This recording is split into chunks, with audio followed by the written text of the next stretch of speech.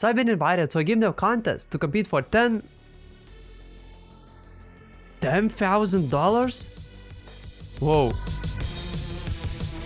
I was competing against 5 crazy developers, so I had some sweating to do if we wanted to grab the juicy cash prize. In this video, I will share with you how I tried tackling quite an ambitious horror game idea and give you some insights as to what has worked for me, what mistakes I made, and what I learned by participating in this intense competition. Hello there, I'm Midas, a game developer who loves crunching on games.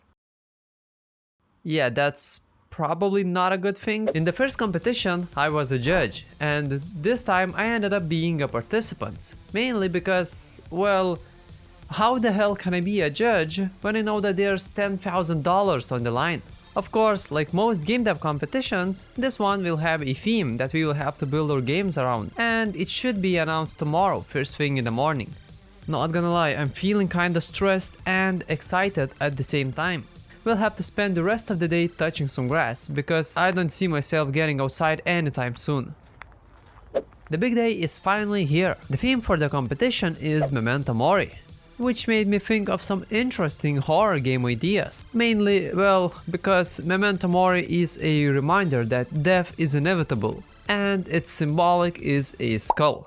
And so I decided to go with a game where I need to die in order to progress. The action will take place in an atmospheric horror medieval setting, and the player's main goal is to control prisoners who are attempting to escape the prison through underground tunnels. And whenever a prisoner dies, he will drop his currently equipped weapons, which means that the next prisoner will be able to pick those up. And in order to make use of as many weapons as possible, there will be monsters who are either strong or weak against specific weapon types. That way, the player will have to kill his character in order to proceed smoothly. Once I had the idea set in place, I spent the remainder of the first day making a first-person character controller and working on the player melee attacks, including weapon unequip and equip animations. Since I didn't have a lot of time to work with, I made the attacks in a very simple way. Whenever the player swings the weapon, a trigger is enabled that damages any enemies it collides with. Today's plan was to focus on improving the weapons and adding some enemies to fight against, because I got tired of hearing the static beans. So first of all, I gave the player an option to switch between weapons. It kinda works by enabling the new weapon and disabling the previous one whenever the required button is pressed. Then I used Unity's NavMesh component to create enemy movement. For starters, I baked the walking surface radius and used this code line to make the enemies chase the player. And I gave the beans some fists, well, rather a single fist each, so that they could finally fight back. Then I added a new enemy type, a brown bean, that is weak against the brown weapon. Yeah, I'll have to add proper weapons and enemies soon. After that, I focused on making the player drop his weapons on death, and I really wanted to add tombstones to indicate the spots where the player has died. Now the player is able to pick up his previously dropped weapons and use those to fight against the beans. The prisoner selection is finally here. Now the player is able to choose which prisoner he wants to play as before starting the game and after every death, until there are no more alive prisoners, of course. With that, the game's loop is finally set in place. Now all I have to do is polish everything and make the game fun. I started by adding some weapon models and inventory icons for each of the equipped weapons. Then I imported some monster models and adjusted their attack animation so that they could actually deal damage to the player and the player would have more time to react. And ended up with 3 different enemy types. An undead that does a double attack and attacks everything around him, a rat that is constantly jumping and biting the player, and a skeleton who attacks with a heavy sword in a straight line. Added juicy feedback elements to indicate whenever the player was damaged, then created a simple death animation and some visual effects to indicate if the enemy was critically damaged. Blood indicates that the rats and the undead were hit by a strong weapon, bones showcase that the skelly was critically hit, and sparks display that you are using a weak weapon against the enemy, which means that you are barely doing any damage at all. After that, it was finally time to do some level design. I quickly built the first level block out with basic cubes just to get the scale and the level structure correctly. Then I added a fog, some post-processing volume adjustments, and set dressing elements to create a creepy dungeon atmosphere. Although this part ended up looking more like a sewer than a dungeon. I finished up with the remaining parts of the level design by creating the tunnels outside the sewer area. Since it's so dark in the dungeon, I needed to help the player clearly distinguish between each monster type, and for that I made the undead's eyes, weapon and specific armor parts to glow in a teal color, skeleton to have some white glowing details, and the red color to mark the rat. Now it's way easier to see all of the enemies even in the darkest corners of the level. Then I got an idea to make the player's weapons glow with the same color as the enemies. This way the player shouldn't have any difficulties noticing which weapon is suitable to fight encountered monsters. After that, I really wanted to improve the atmosphere even more, so I got to work on the sound effects, because I think that they are extremely important in atmospheric horror games to convey the right feelings to the player. So first of all, I added a creepy ambience, then some footsteps, breathing, grunts, impacts,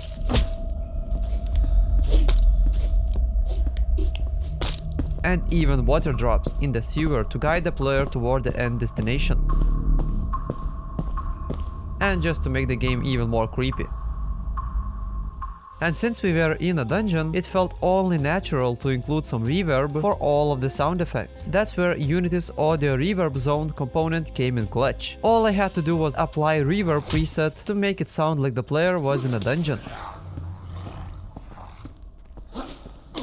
Oh yeah, and since I did not want to display a health bar, I ended up on creating a heartbeat effect to indicate whenever the player is barely alive. One more hit and the player will die. And so, the final stretch begins. I spent some time now to upgrade the prisoner selection screen.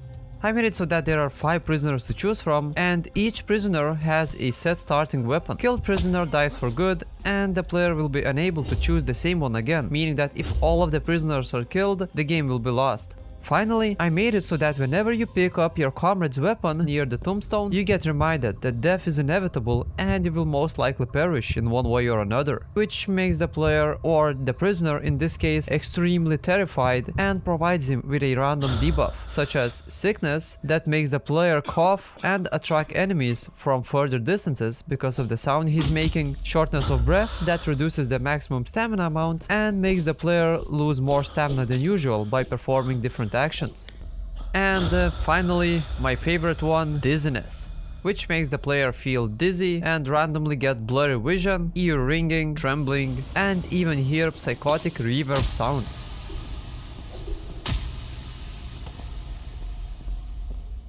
And finally, right before the submission deadline, I polished some stuff and decided to create a water shader for the sewer and even water footstep sounds. Why didn't I just fix more bugs? What the hell? Then it was time to send out my project build to the judges. Not gonna lie, I felt really confident that I'm gonna get into the next round, mainly because I thought that I nailed the atmosphere and the gameplay was quite interesting. Into its style, gameplay, wow factor, polish, theme, the devlog itself, and the potential of the game that we see. And based on that, we're able to come to painfully difficult decisions. The first developer to pass is going to be Lixian. Congrats, Lixian. In no particular order, the next contestant to move on to the next round is Codier. Nice. Oh dear. Thanks. Welcome to the top Yeah. 4. Third death is Dryden. Lighthoof Dryden. Welcome to the Congrats. top 4. Congrats. Congrats. Now, guys, we have to eliminate 2 of these 3 developers here. So we've got Bewky, we've got Short-E, and we've got STROMPY. Each of them made very, very different games. That's why the decision was super, super hard. So the last person to join the semifinals between Bewky, Short-E, and STROMPY is Bewky. Bewky joined. So Short-E, first of all, really sorry that you're eliminated, man. The visuals of the game were really spot on. The atmosphere was there, really cool. The theme and implementation, I really liked it. The problem was that the gameplay was a little bit clunky. I know this was like intentional probably. It was more like a Souls-like combat system. Yeah. But it felt a little bit unsatisfying clicking, and the sword took like quite a bit of time. So that was the main drawback, I would say, of the game. Yeah, I'm still quite sad about yesterday's announcement because, well, I kinda expected my game to get to at least the second round, and I was really confident that I will be able to do it, but the judges did mention that the combat of my game felt quite tedious and not really satisfying. But was it really that bad? Let's start from the middle. Holy, the attack is so slow. It slows you down so much. Oh, that guy's too strong. Okay, it's impossible to dodge this.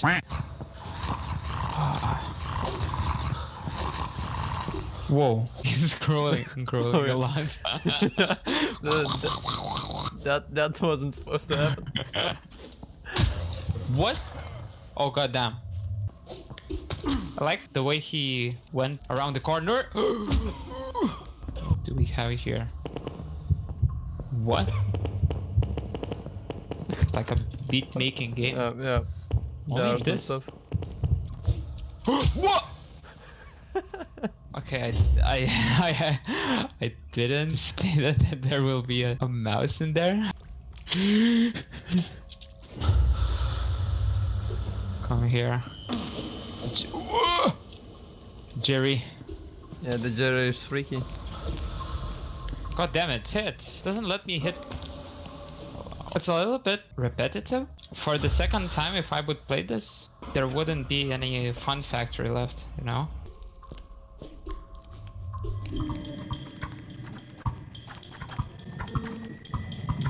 Yeah, after looking at things from fresh perspective and watching my friend play the game, I actually noticed that I did some crucial mistakes. I ended up working on the visuals and the audio for way too much. I should have spent more time making the combat more diverse and responsive. I think that adding some slight additional features such as different attack patterns for enemies, an option to parry enemy attacks, and a quick dash would make a huge difference. And they're not even that difficult to make in the first place. Right now the combat is extremely repetitive. You basically hit the enemy once, walk back to avoid his attack, and repeat the same 2 steps all over again.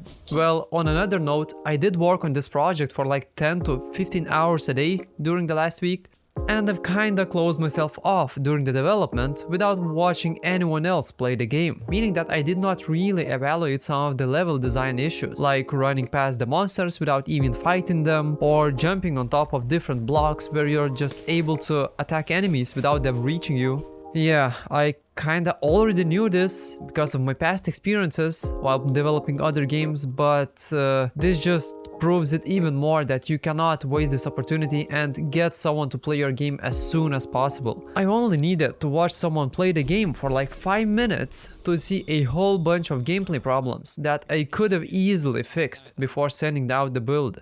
I guess my main 3 takeaways from this competition are to, well, first of all, you kinda need to focus on the gameplay first. Well, you have to make the game feel good without any visuals or graphics, because if you end up doing the visuals way too soon, you might trick yourself into thinking that the game is actually good and fun to play only because it looks good. And in worst case scenario, it might happen like it did to me, where the game actually looks cool, but if you remove the visuals, it's not really that interesting.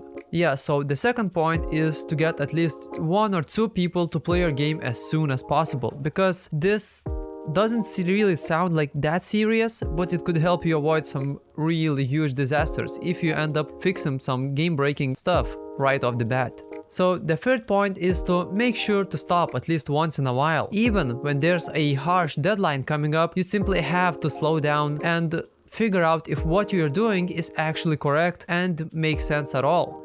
Maybe the idea that you got didn't really work out. Maybe, like it happened in my case, the controls are not really that satisfying. Players are not going to spend as much time as you did on the project. And if the game does not feel good during the first 5 minutes, well, most likely the players are not really going to have such a great experience with it, and in worst case scenario, they might just close the game altogether.